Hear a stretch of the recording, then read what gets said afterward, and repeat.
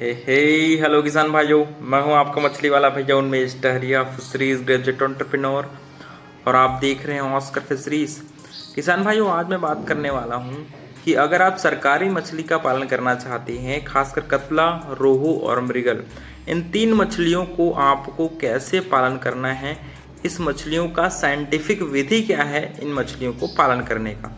सबसे पहले मैं बात करना चाहूँगा कि तालाब की तैयारी जब हम लोग करते हैं आईएमसी मछली पालन के लिए, तो यहाँ पर आपको 2 से 3 चीज़ों को फोकस करना है। सबसे पहले मिट्टी की गुणवत्ता और पानी की क्वालिटी।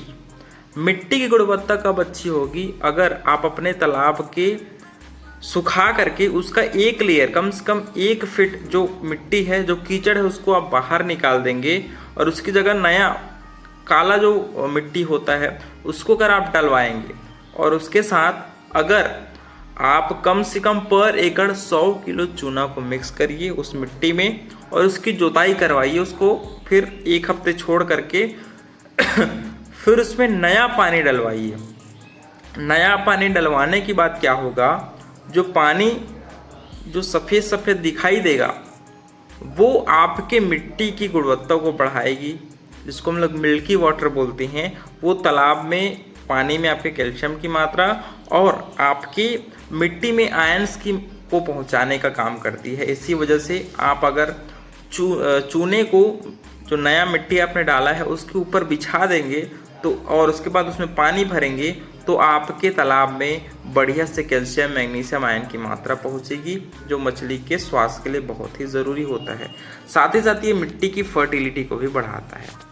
मेन कारण तालाब के निचले हिस्से से मिट्टी को निकालने का वो है, कीचड़ जो होता है वो आपके तालाब, आपके पानी की ऑक्सीजन लेवल को बहुत ज़्यादा घटाती है और बैक्टीरिया को, जो गुड बैक्टीरिया है, उसके ग्रोथ में बाधा डालती है, क्योंकि उसमें बहुत ज़्यादा अमोनिया बनता है ना। तो इससे अच्छा है कि आप तालाब की कम से कम 1 फीट जो मिट्टी है उसको बाहर निकाल दीजिए। दूसरा काम हम लोग करते हैं दोस्तों, आईएमसी मछली को प्राकृतिक भोजन पर अगर आप ज़्यादा पालन करना चाहते हैं, कम खर्च में पालन करना चाहते हैं, तो हम लोग ज़्यादा प्राकृतिक भोजन पर फोकस करते हैं। प्राकृतिक भोजन का मतलब है आपके फाइटोप्लैंक्टन और जूप्लैंक्टन। फाइटोप्लैंक्टन, जूप्लैंक्टन बनाने के लिए मैं आपको विधि, जो मैं हर वीडियो में आपसे शेयर करता हूं, उसको मैं इस वीडियो में भी शेयर करूंगा। सबसे पहले आपको मिट्टी, तालाब में पानी डालने के बाद क्या क्या लेना है। सबसे पहले आपको चाहिए गोबर या फिर पोल्ट्री का खाद, प्योर लेयर मुर्गी का। उसके साथ चाहिए, अगर आप पोल्ट्री का खाद डाल रहे हैं तो उसके साथ सिर्फ और सिर्फ आपको जो प्रोबायोटिक होता है अच्छी कंपनी का, उसको डालना है और गुड़ डालना है।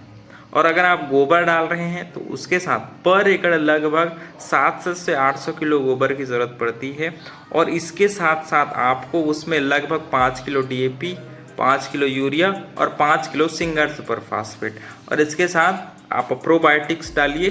पर एकड़ लगभग 250 ग्राम प्रोबायोटिक अच्छी कंपनी का आप उसमें डालिए और लगभग 5 किलो उसमें आप गुड़ डाल दीजिए, ठीक है। और इन सभी मिक्सचर को आप 2 दिनों तक अच्छे से ड्रम में सड़ाइए, या फिर अच्छे से कोई गड्ढा बना लीजिए कंक्रीट का, और उसमें अच्छे से सड़ा करके आप इस घोल को तालाब में छिड़काई करा दीजिए। इससे ये होगा कि जैसे ही आप इस घोल को तालाब में डालेंगे, तालाब में पानी का कलर है वो आपके 1 हफ्ते के अंदर वो है चेंज होना शुरू हो जाएगा। तब आपको समझ जाना है कि अब तालाब में प्राकृतिक भोजन है वो बन जाएगा। हरा कलर, थोड़ा भूरा कलर तालाब चेंज होना शुरू हो जाता है उसका पानी का कलर, तब आपको समझ जाना है कि अब तालाब में मछली हम लोग डाल सकते हैं, ठीक है। दूसरी बात आती है कि कितने संख्या में मछली को डालना चाहिए पर एकड़। अगर आप लगभग 50 से 100 ग्राम के बच्चे डाल रहे हैं तो आपको 3000 से 3500 के बीच में बच्चे डालने चाहिए। अगर आप 10 ग्राम, 12, 15 ग्राम के बच्चे डाल रहे हैं तो पर एकड़ आपको 5000 की संख्या में आईएमसी मछली स्टॉक करनी चाहिए। संख्या की बात करें तो अपर लेयर 40%, मिडिल लेयर 30% और बॉटम लेयर 30%, इस रेशो में ही आपको तालाब में बच्चे छोड़ने चाहिए। अगर कतला की बात करें तो अगर आप एडवांस फिंगरलिंग बच्चे डाल रहे हैं तो 1500 की संख्या में डालिए। रोहू को आप 500 से 700 के बीच में डालिए, और आप मृगल या फिर कॉमन कार्प मछली को आप 1000 की संख्या में डालिए। टोटल 3000 हम लोग राउंड फिगर लेके चलेंगे। वहीं अगर अगर आप फिंगरलिंग बच्चे डाल रहे हैं तो आप अपर लेयर को कम से कम 2000 से 2500 डालिए, मिडिल लेयर को 1000 से 1500 डालिए और बॉटम लेयर को भी 1000 से 1500 की संख्या में डालिए, जिससे आपका एक प्रॉपर रेशो तालाब के अंदर मेंटेन हो जाएगा। ठीक है। दूसरा सवाल कि फीडिंग क्या कराएं। फीडिंग का सबसे आसान तरीका है आप सरसों की खली और राइस ब्रान, उसके साथ साथ आपको हफ्ते में 3 दिन उसमें नमक डाल के मछली को खिलाना है।